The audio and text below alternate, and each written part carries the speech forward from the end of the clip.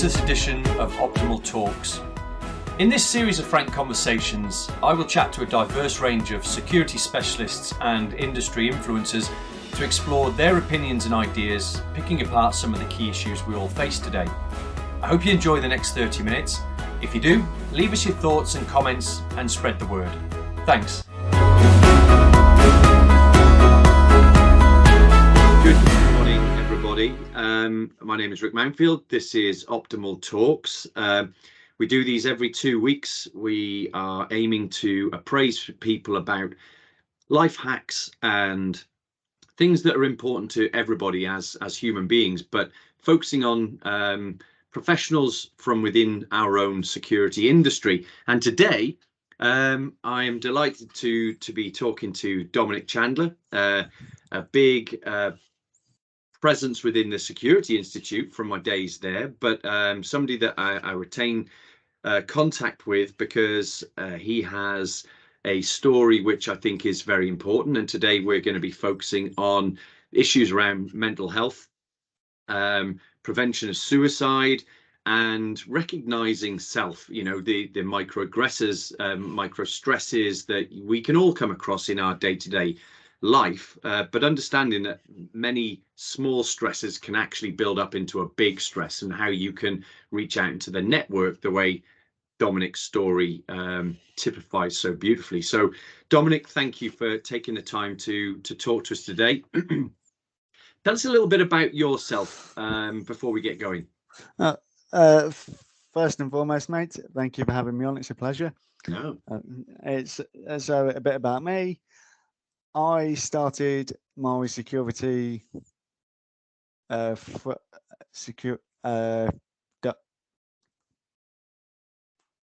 career. Your career, yeah. Yeah. In 2013, I started on the doors in Coventry and Leamington before managing to land a position at a newly established premises. I ended up staying there for 8.5 years, basically, eventually becoming a security supervisor. Now, I see the thing I respect about you, Dom, is you have a stammer which can come across, and I think it's important to put that out because this is something that is an uncontrollable thing, but you manage it very well. In your professional life, you're on the front line, which I have beaten on so many times. The frontline sector is arguably one of the most important areas of security. It's the shop window of security, but sadly the least appreciated until there's an absolute crisis. So guys and girls that do what you do are really important, and I thank you for taking the time to sort of show people that frontline security officers have a really important role, but there's more to you. You are also doing a degree, right, with Portsmouth University. Tell us a little bit about your studies and how you are, attempting to better yourself to sort of climb that corporate ladder. So after a good year in my role as a security officer, I thought I had a very experienced supervisor, former military for 12 years. She basically taught me the ropes of, basic security work, because doing corporate side of things is vastly different from doing the doors. Obviously, a different set of skills involved entirely. So it's about a year after doing that, I thought, it's actually quite interesting. Research like academic routes, which is where the Institute and Perpetuity Art came in. So completing their level 3 certificate, and then the following year the level 5 diploma. I was never any good at school, really. I mean, I wasn't an academic. Noting your talk with Carol, I could resonate with Carol quite a lot, but he's worked through his own issues, which is huge respect for. So it was after the level 5, it was well, what can I do now to better myself? So I thought the idea of doing a degree never entered my head. So just one day while bored, I put it up on the community platform, and various people chipped in, bless them. One of those individuals gave their pros and cons, and that led to a mentoring relationship, which I'm very grateful to have to this day. Yeah. This is really important, I think, because what you did is you reached out into your community, and none of us are capable of our greatest growth unless we reach into our network. I do it. I have mentors, the same as anybody else does, and anybody that doesn't actually is really limiting what they can achieve. But going straight into a bachelor's degree, and like you, I joined the army at 16 and a half, and straight after my GCSEs, I wasn't great academically either. Did a degree later in life, but I do understand that the impact of taking up pretty much all of your spare time is a big commitment, and a huge amount of personal discipline is required. Now, I wasn't working 60 hours a week when I was doing my degree. Now, frontline officers quite often are doing long hours, long shifts, and I think if we acknowledge that stress doesn't come in one form, it comes in lots of little forms and builds up to hit us. How on earth do you cope now with working really long hours and then coming home probably just wanting to go to bed, but you've got study to do and you've got essays to write? How do you cope with that?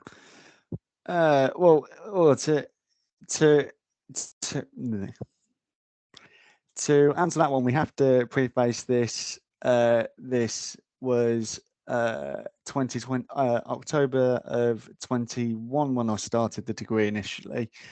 As you said, trying to do that around a 60-hour week, it just became nigh on impossible. Because at that stage, various learning difficulties weren't diagnosed, which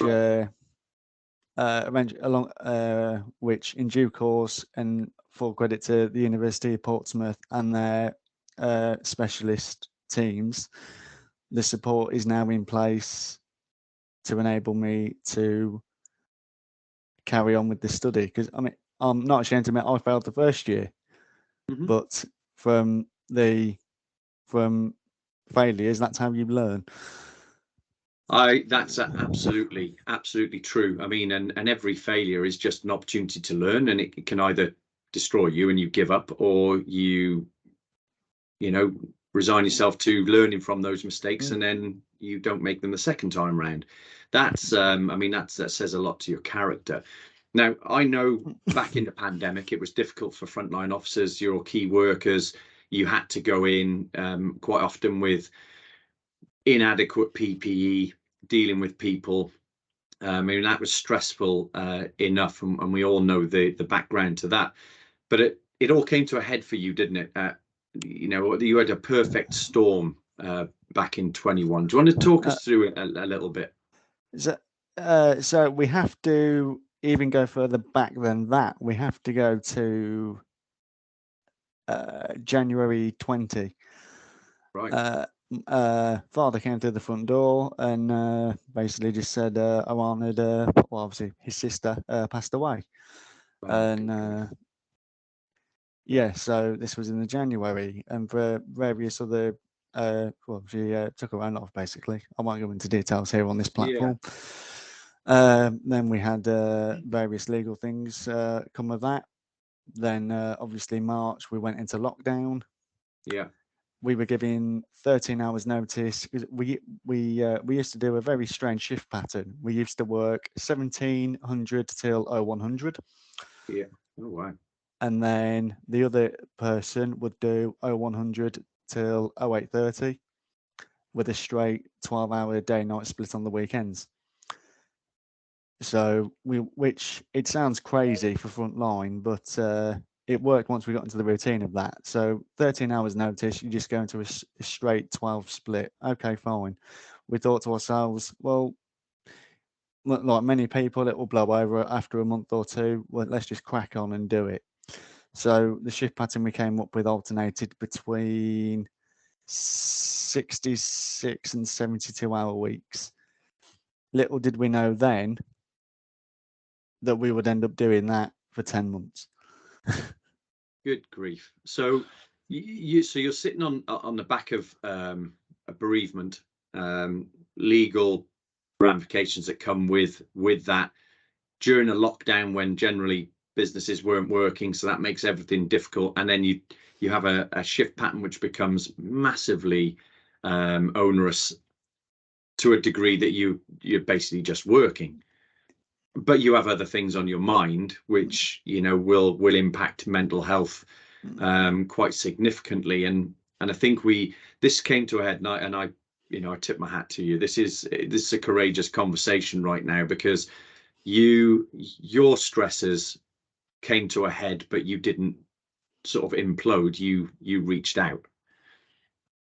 You reached out to the network, and the network did not fail you.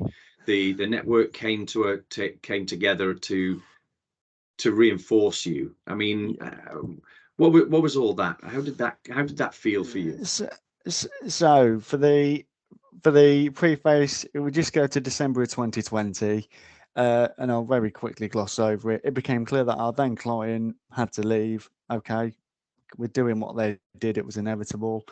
We have the stress of, well, we've just worked our backsides off for essentially nothing.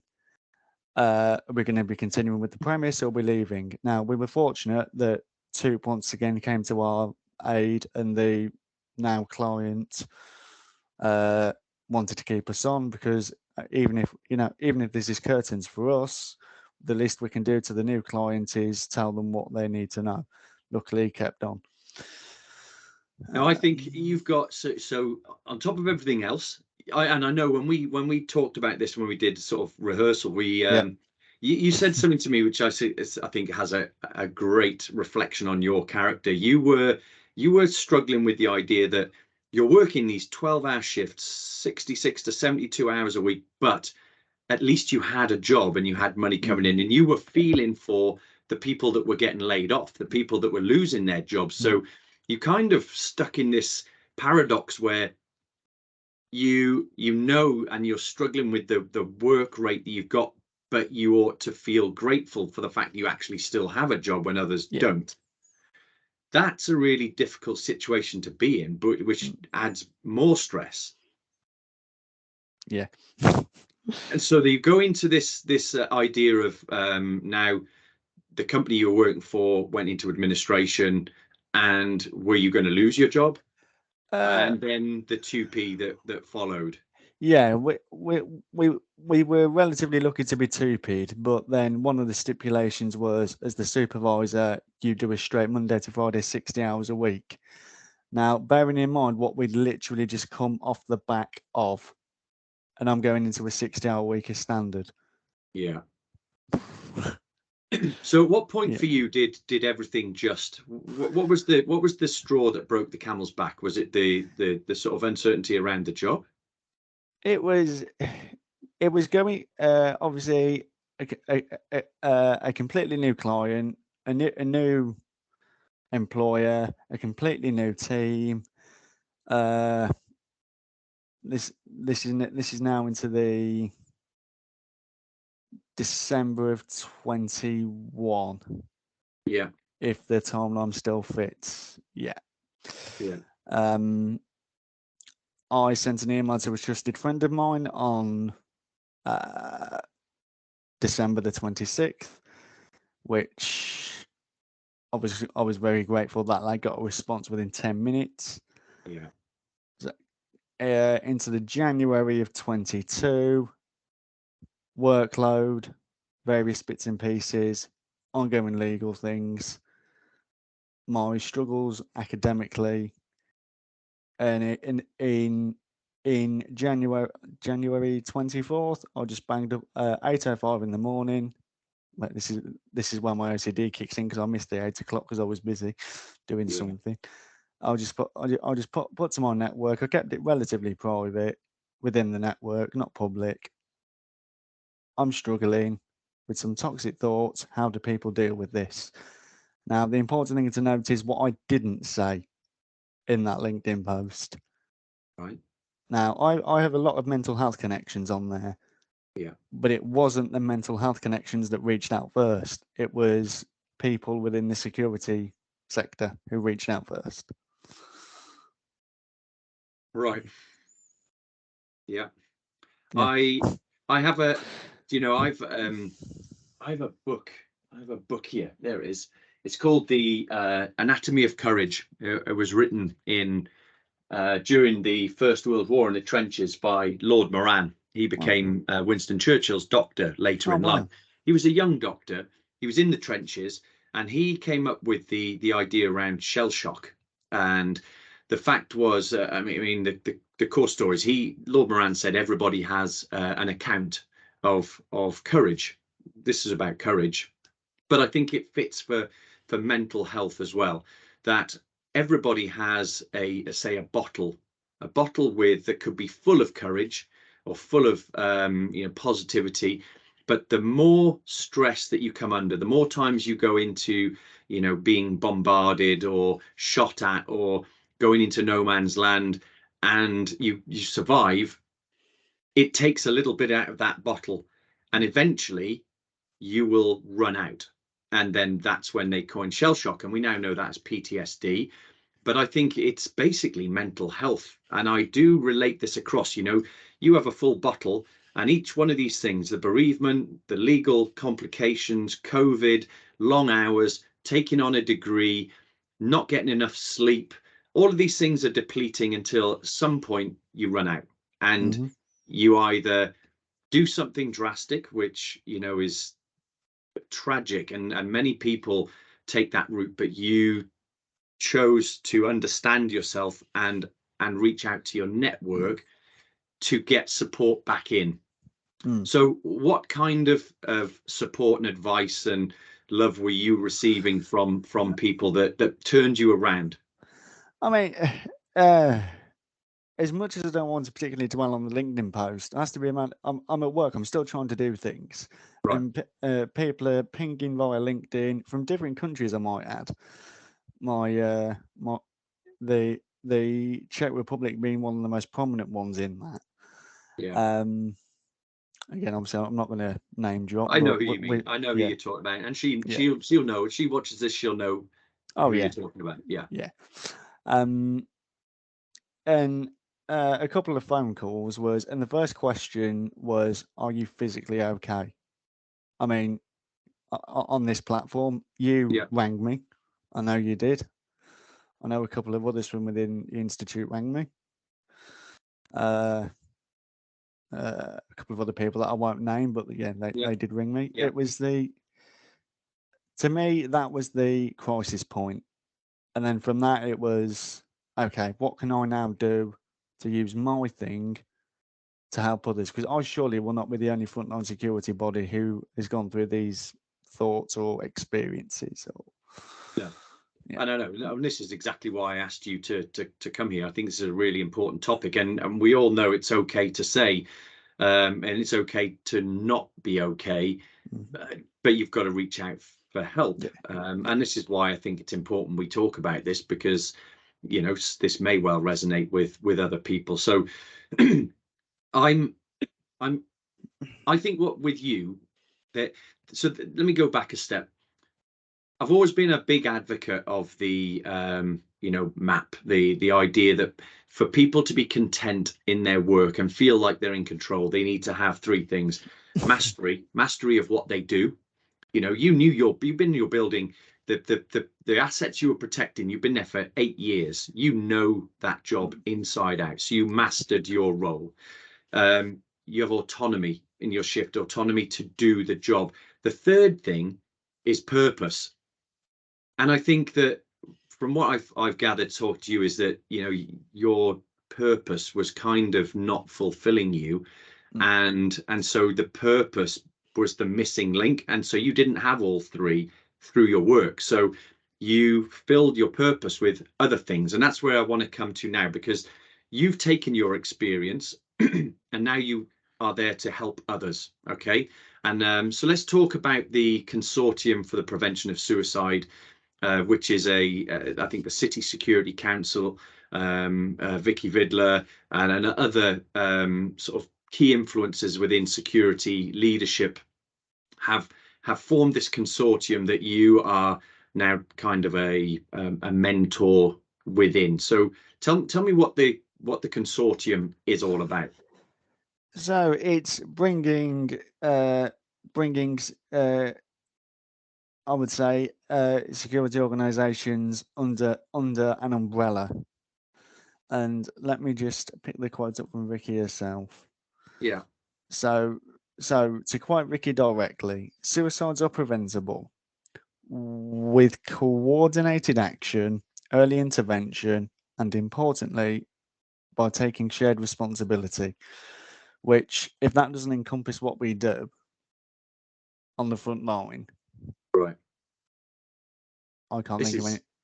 This is very important. I mean, it's a great initiative, but it's people like you that have the impact because you've been there, you've had that lived experience, and you have a great story of how you coped with it that is not there to to tell people I coped with it. It's there for people to listen to and maybe be inspired from and seek help with. So now you are so there was a thing what was it called, the assist training. So tell us about the assist training that you're involved with.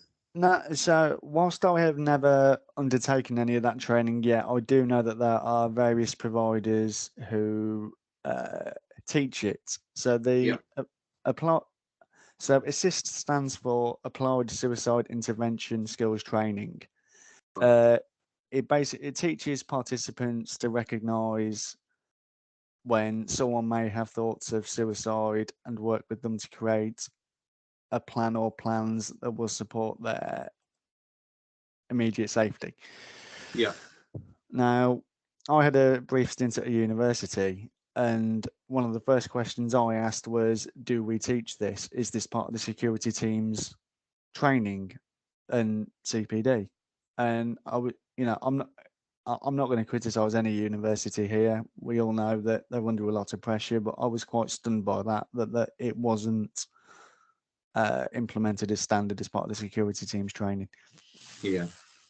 Which is why I think it's important that the businesses that employ frontline officers, they grab this by the horns and focus on it to identify and then assist with early interventions the way that you did, because you sought it yourself, knowing you had a community through the Security Institute and other friends that you'd met, and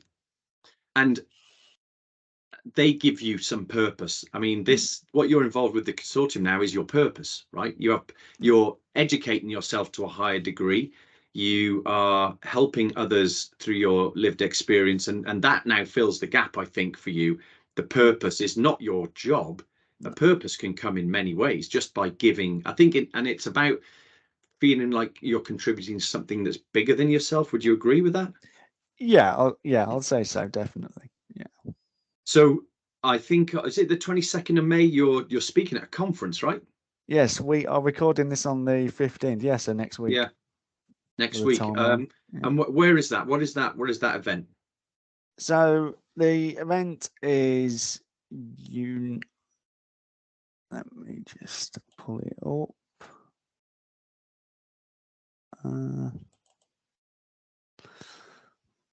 I'm assuming we can edit this bit out, Rick, so there's not a massive gap. Cool. No worries. I mean, it's a mental health conference, right? At the Shard. Yeah. Okay. Well, I've got it now, mate. So it is a institute event that is sponsored by Mighty. Unite together. Let's talk about mental health and well-being in the security sector. Right. So people listening to this will be like, well, Dominic has, a stammer. That would stop most people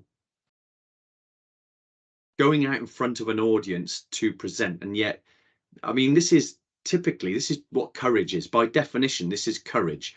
This is understanding that you have the fear, and I'm sure it's and I know it's like I get nervous talking in front of big groups of people, but here you are on this, and you're going to speak at a conference irrespective, you're facing your fear, and you're doing it because you know that your purpose is to try and help other people in some small way by telling them that there are alternatives to the worst outcome. Yeah, I think that's magnificent. I don't know if there's still tickets available, but they are bookable through the Security Institute's website. Yeah, I believe so. I'm not quite sure when the cut-off date is, but yeah, I mean, in terms of my stammer, I've got a couple of great people advising me on this. So again, making use of that network. I mean, I've got 2 meetings, funnily enough, on Friday. Very good. Very good. So is it for you now, having been through this, and in terms of, we're talking in the language of security, we talk about resilience, and we talk about anti-fragility. So Nassim Taleb wrote a whole book about being anti-fragile, where you go through, a business might go through a huge event, environmental or threat-based risk, and when they come out the other side, they are either resilient, therefore nothing changes. They didn't crumble, the business didn't end because of the event, or they become stronger because of it. And I see you as a perfect example of anti-fragility, where, like a bone, if you break a bone, at the point it broke, it grows back stronger than it was before. And I see that in you. You are, having been through that terrible period in your life where everything became too much, you're now stronger as a result for it.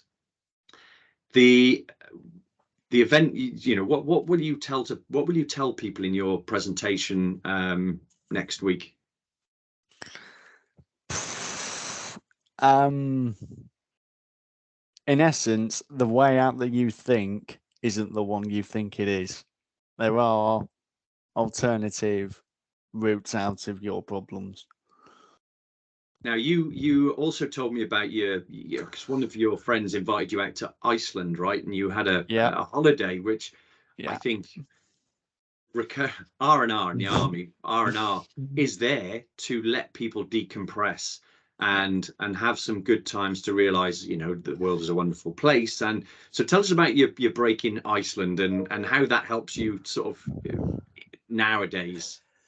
So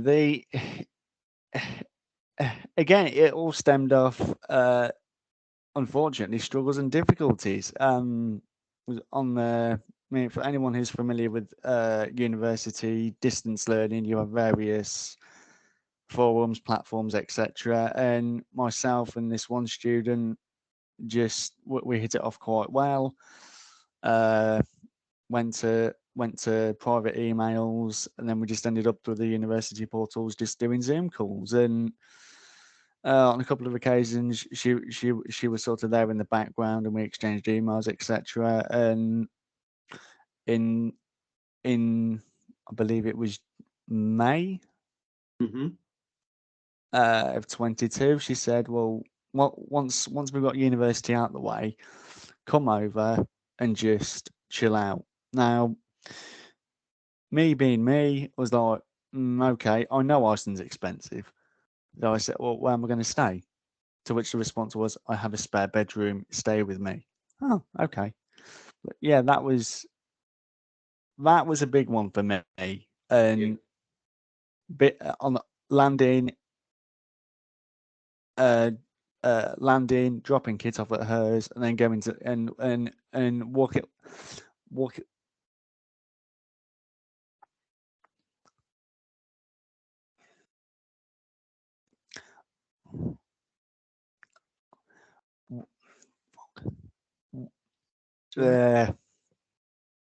You hadn't explored, did you? I guess you must have explored. I would love to go there myself. I've never been, but I'm trying to say the word walking. Yeah. So walking along the beach that I'd seen so many pictures of, this beautiful sunset, and just looking out into the ocean. Just, I sort of got half emotional. Like, I thanked her for keeping me here and having this opportunity. because Yeah. it This, was this fits right into the wellness and looking after yourself, which I know is difficult when you're working the hours you're working and you're committed to your academic studies. Taking time out. Do you routinely now sort of take a bit of time out to think about stuff for you, like walk? They say go for walks and get in the open air. Yeah, I do. I mean, we're quite fortunate around where we are that we've got some fields down the road. So walking through the fields in summertime is nice. Yeah. But it still doesn't compare with the freshness of the air in Iceland. It's I'd imagine really you've is got a lot of fresh. photographs and memories from that. Oh yes. Do Very much so. Do you lean into that? Is that kind of one of your coping mechanisms now? Yeah, I do. I mean, because I was lucky to be invited back in February, which I'm grateful to work for. The context was I went in the summer. You've got to come try seeing the Northern Lights in the winter. So I'm very grateful to everyone, employment wise, and with the team that went. This is a once in a lifetime. We'll rejig everything. Go. Yeah. Which was fantastic teamwork. Unfortunately, the kicker was I didn't see the Northern Lights. Well, I'm sure you'll get. Yeah. I'm sure you'll get back there again. Yeah. And I would definitely love to go and do that. Mm. So nowadays, because things haven't changed, you still have long working shifts. You're still doing your academic studies. Yeah. So, those stresses are pretty much. We don't have COVID now necessarily. No. Some things may have reduced a bit, but if things start to get on top of you, how do you recognize your triggers in self-awareness sense that you would advise other people? For me, it's all about not going back to where I was, and I remember that. And I'll mess around on my phone looking at Iceland or the cat, bless him, or just happy sort of memories. Yeah, which sort of pulls the negativity out, I'd say. Yeah. I think it would be remiss of me not to mention that the first time that we actually met face to face was at an event at the Shard where we had Lord Jonathan Evans, ex-director of MI5, giving a keynote presentation, and it was a room full of there were some big hitters in there. It was just very small and it was a very secretive event, as you'd imagine. And you came to that by invitation, and you stunned everybody in that room, which I still remember, by asking a brilliant question, which I think he really appreciated. But that took guts. You were right at the front, and you got up, and no one knew who you were, and you asked you didn't stammer once in that question. It was, I mean, how did you come to build the courage to do that? In all honesty, if I remember rightly, and I hope he doesn't mind the name drop, Donaldson was sat to Lord Evans's right. I looked past Evans and just looked at Donaldson. Yeah. But yeah, I don't know. Normally with the stammer, it's when I'm under pressure. I don't know how I managed to do that without stammering. But maybe you didn't feel under pressure, No. And I know Andy Donaldson is a great friend for both of us, and and he's well-known character, and actually just a reassuring look from Andy probably did calm you.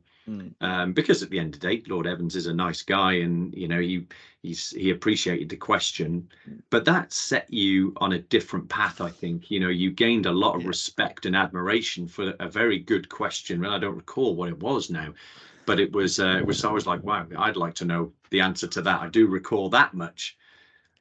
Was it? I believe it was something to do with the interoperability among intelligence, CTP, and military prior to and after the setting up of the National Security Council.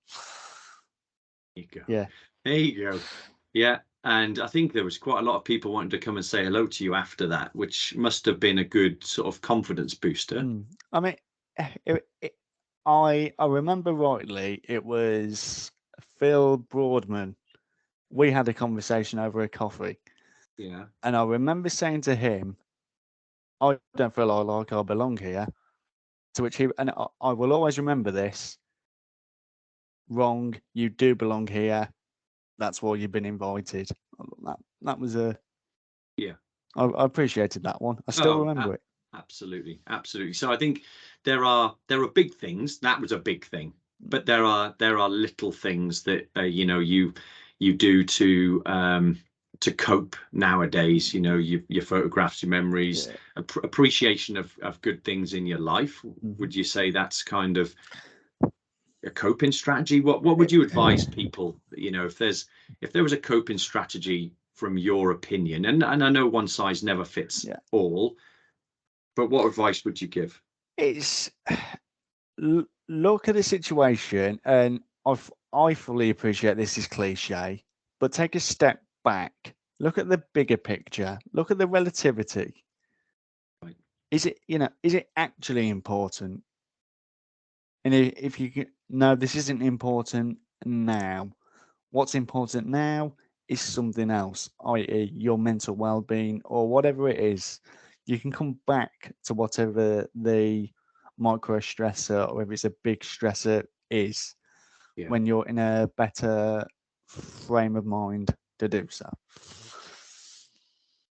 Right. Yeah. Absolutely right. I think this is really really important.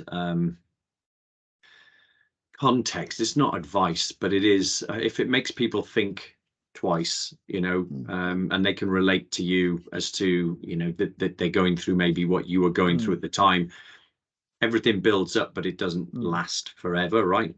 Correct. I mean, there is a fantastic book that I'm reading at the moment by Professor Rory O'Connor, published in 2021. When it is darkest, why people die by suicide and what we can do to prevent it. Right. We'll put that along the screen here at the bottom. Yep. It's an absolutely fascinating read, and there's one particular line that does stand out. I can't stop the page number off the top of my head, but it's suicide is preventable up until the point of the final act, and that's a very big sentence. Yeah. I will have to get a copy of that myself. Right. So the consortium website we put on the screen here now. If you want to know more about it, what can people do to get involved? I believe mainly if you're an organisation that wants to get involved, go to the website, have a read through. On the top, there's the Join Us tab. Yeah. It says, I'm just waiting for it to load. There we are.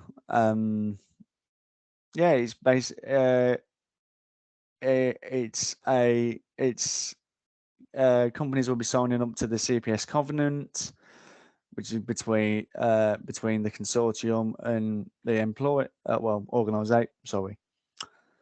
the organisation and the consortium, and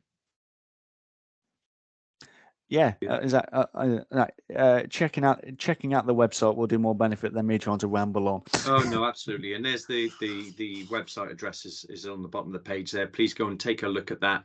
Get involved if you can, because this is really important. The people are our greatest asset, and in the security industry, the frontline cohort need to be supported, and we're losing good people from the industry because they're not being supported properly. But if you can relieve some of the stresses by treating people appropriately and giving them a better work environment, then why wouldn't you do that? It reduces turnover, it reduces stress, they perform better, and actually builds loyalty to the business as well, because people want to stay. So today, how would you if you were at a wellness place of 1 out of 10 back in 2021, where would you say on a scale of 1 to 10 you are nowadays? That's a curveball of a question. I'd say 7. Good 7. solid. That's good to hear. I mean, there's always room for improvement, and obviously sometimes you might be a 5 and sometimes you might be a 9 in a moment. But yeah, it's good to hear that, you know, things are getting better. And your studies, how are you getting on with your studies now? Are you coping with that? Yeah, in a much better position. Yeah. And I think with studies and degrees, you get better. The worst score you ever get is the first assignment, and they just tend to get better from there as you get into a groove. So good for you for bettering yourself. It's not something people should take lightly. It does take a lot of effort, and I think I don't function well with little sleep. So getting plenty of sleep. They say there's something I always subscribe to. 2 things you can do to improve your wellness, and for me, my mental health, and that's getting enough sleep and taking time to walk outside, you know, in the greenery. And this time of year, it's perfect, isn't it, for that? Yeah, definitely. Well, look, Dom, this is time out of your day off, and I appreciate this. This has been hugely beneficial. I'm really pleased to see you doing well, and I look forward to catching up with you face to face at the Mental Health Day event up at the Shard in next week. We'll try and get the booking details, put it on here now if there are any places left, and you want to attend that, then the booking page is here. And for now, Dom, I'll say thank you very much for your time. It's been a pleasure to be invited on, mate. Thank you. No, it's been great. So this is, I think, episode 10. There are lots of other interesting topics on the YouTube channel, Optimal Risk Talks, and there will be many more in the future. But if you have a story, you have a something to talk about that is not specifically about the science or art of security, but is of interest to security professionals, then please give me a shout. My email is rick.mounfield@optimalrisk.com. I'd love to hear from you. And there'll be another one of these episodes in 2 weeks' time. But for now, we'll leave you to your day. Thanks very much.